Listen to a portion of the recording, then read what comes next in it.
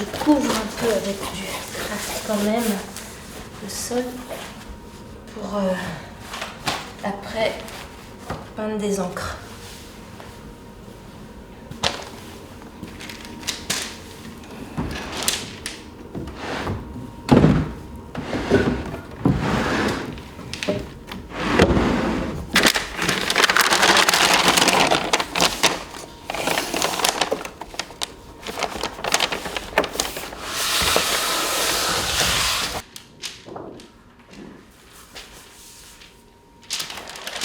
Ajouter un petit peu d'eau avec de l'encre.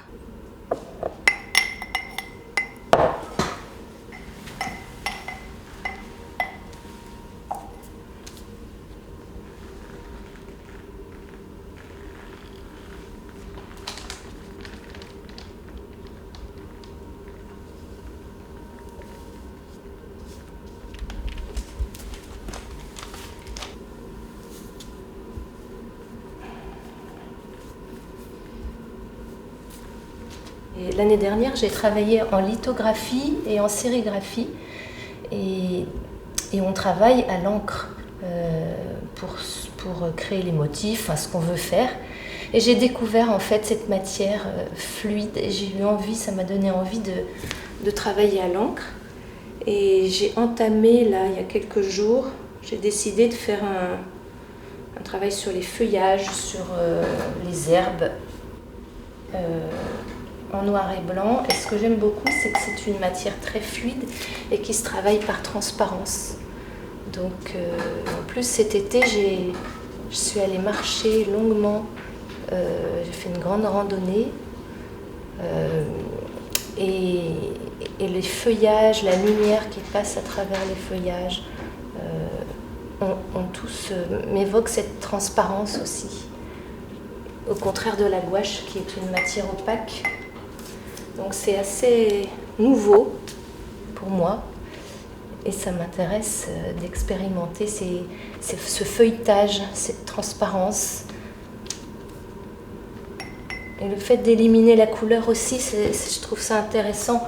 D'abord c'est une contrainte de moins et peut-être que, je sais pas, je vais voir, mais peut-être que la lumière va jouer différemment. Et peut-être plus explicitement, la couleur souvent a un aspect très décoratif. Bien sûr, ça amène la lumière et les questions aussi de lumière, mais pas seulement. Il y a l'aspect décoratif, séduisant de la couleur qu'on évacue là.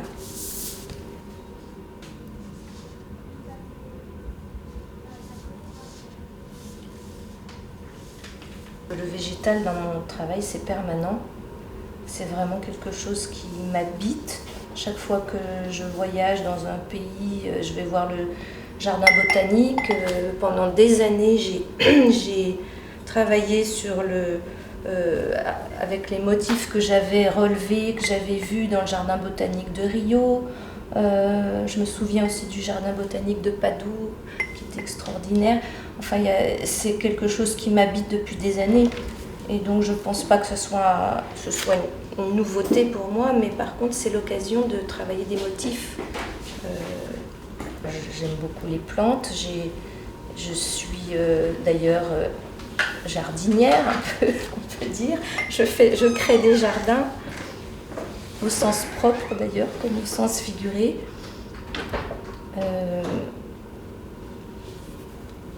J'ai fait d'ailleurs des études autour du paysage. J'ai toujours travaillé en fait avec soit avec l'idée du paysage, soit le végétal.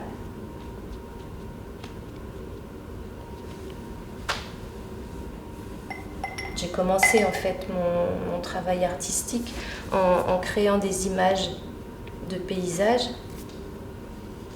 Alors c'était pas des motifs végétaux du tout, parce que j'étais plus dans l'image qu'on a, l'image mentale du paysage, mais il y a quand même le rapport à la nature n'est pas loin, puisque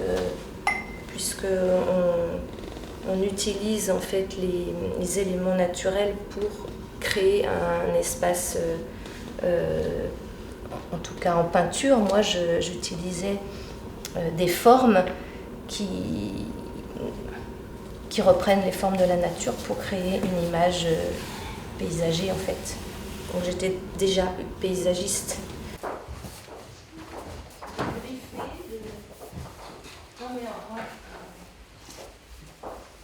J'entends.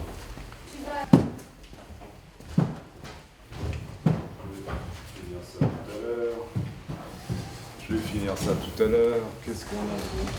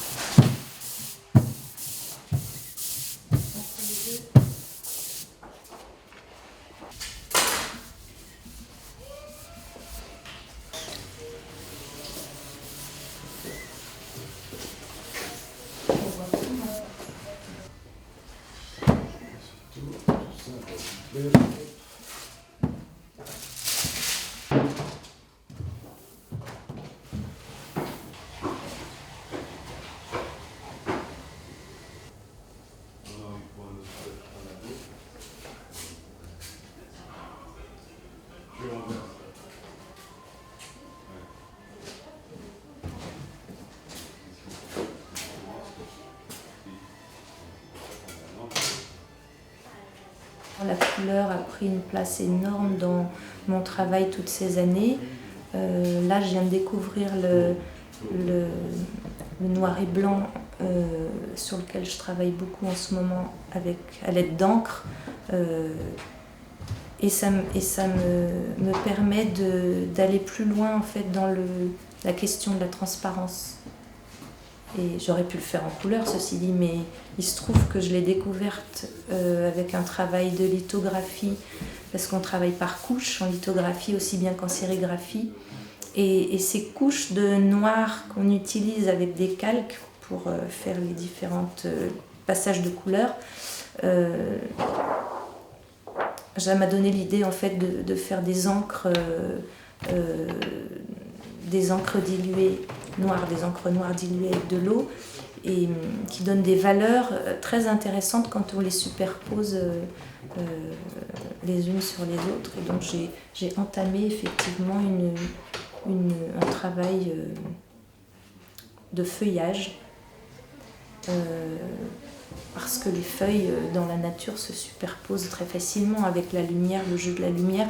Il y a une espèce de feuilletage, de fines couches, d'écran en fait à cette lumière que je trouve très intéressant. Donc je suis en train d'expérimenter ça avec des encres aussi bien en litho que sur le papier.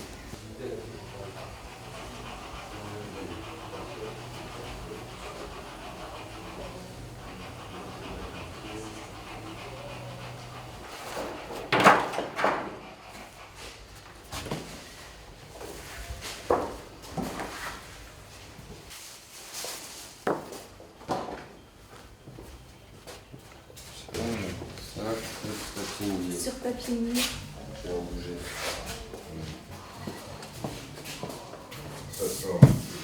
Ce sera pas la même. Celle-ci est plus marron, vert, gris, comme noir, quoi, comme aspect noir que le méga black dont on se sert habituellement, tu vois. Parce que justement, moi, tu vois, je me disais que ce serait... Mais bon, je pensais plutôt pour des grandes peintures, des grands essais, d'essayer un espèce de bronze, justement. Un gris bronze, foncé, sûr, oui. Avec un fond, pour le coup, mais là, je pensais en couleur, avec un fond lumineux qui révélerait un fond un peu jaune, orange.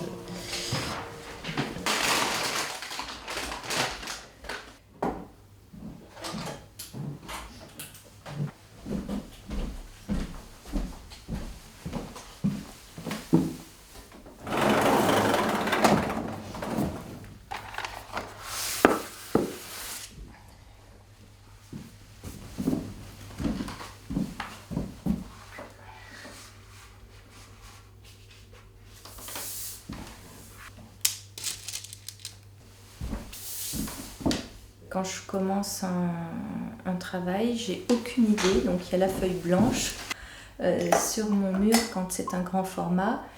Et je démarre avec une couleur.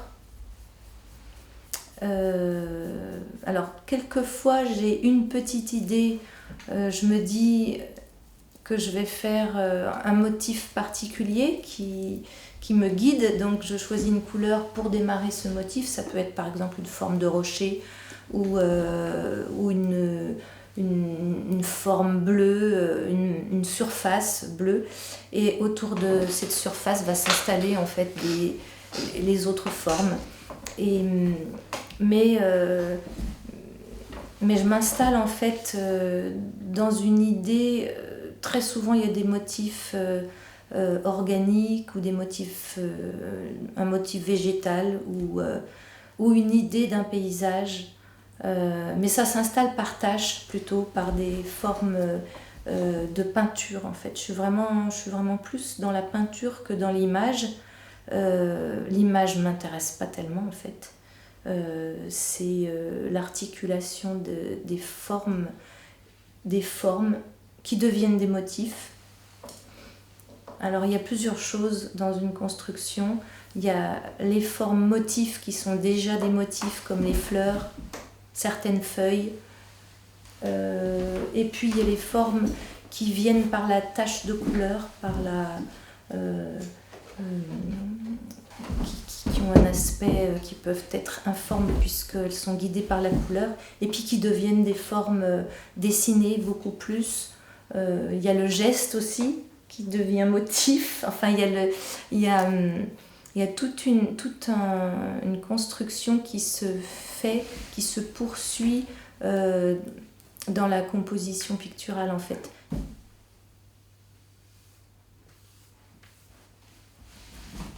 Alors j'ai commencé dans les années 80, 85, et à l'époque la peinture était très terminée. La peinture était presque interdite, enfin oui, c'était pas bienvenu. Et donc moi j'étais vraiment dans la peinture, j'avais envie de peindre, et donc je me suis quasiment cachée en fait pour peindre. Et c'est comme ça que j'ai commencé une peinture en tout petit format, sur des formats d'enfants, 24-32, des feuilles de canson. Mais j'avais un espèce de système qui m'a beaucoup... Ce système m'a permis en fait de peindre, parce que c'était des feuilles toutes pareilles.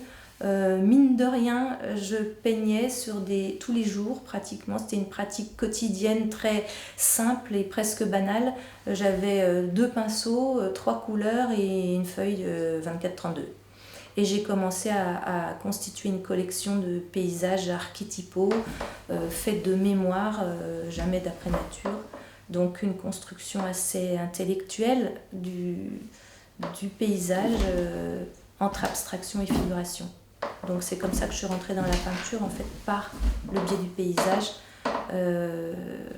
avec des formes simples et des couleurs.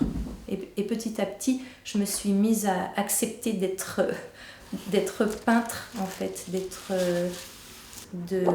me confronter à des questions picturales, ce que je n'acceptais pas ou que je n'osais pas accepter, que je n'osais pas assumer dans les années 85 et 90. Donc voilà, et finalement, c'est un travail sur l'arbre. L'arbre isolé du paysage est devenu un motif. Ça m'a fait renouer avec un dessin, une ligne, la ligne. Et à partir de ces années-là, je suis sortie du sujet du paysage et je suis rentrée dans une plus grande liberté, à mon avis. Enfin, je l'ai ressenti comme ça. J'ai pu sortir des petits formats, j'ai pu sortir des couleurs référentes au paysage, et j'ai eu le plaisir aussi de me permettre d'utiliser encore plus, parce que c'était déjà présent dans mon travail ancien, mais des formes qui devenaient décoratives, purement décoratives, comme des guirlandes, des formes striées, des chapelets de perles par exemple, ou toutes ces ces formes qui deviennent très décoratives suivant comment on les dessine et comment on les utilise, qui étaient là pour elles-mêmes en fait. Donc des formes qui se confrontaient les unes par rapport aux autres. Et moi, ce qui m'intéresse beaucoup, c'est le contraste et le choc que créent ces formes les unes avec les autres. Exactement comme une couleur vient rentrer en conflit ou au contraire accompagner une forme, et ça crée des chocs de sens. Et moi, l'abstraction pure, en fait, ça ne m'intéresse pas pour elle-même. Je ne suis pas une peintre abstraite.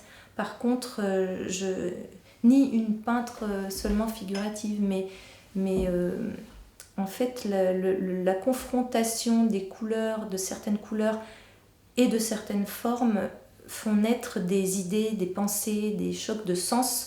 Et c'est ça qui est important pour moi. C'est, quand on regarde une peinture, on doit éprouver en fait il